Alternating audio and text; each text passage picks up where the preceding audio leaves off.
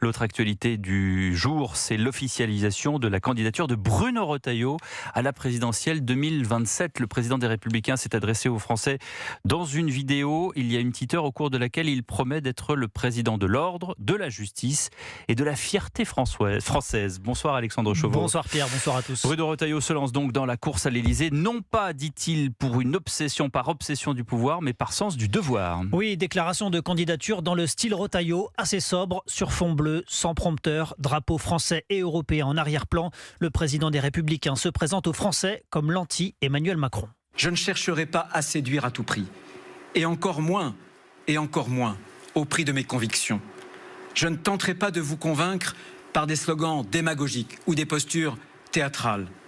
Je crois au sérieux, à la constance, je crois à la cohérence. Et je ne promettrai rien que je ne pourrai tenir. Sur le fond, pas de surprise, Bruno Retailleau défend la baisse de l'immigration, le rétablissement de l'ordre et la revalorisation du travail. Il compte pour cela s'appuyer sur son année au gouvernement pour aller vite en cas d'élection. J'ai vu précisément au ministère de l'Intérieur quels étaient les verrous à faire sauter pour briser l'impossibilisme qui nous paralyse trop souvent. Je sais ce qu'il faut faire, les décisions à prendre et les textes à faire voter.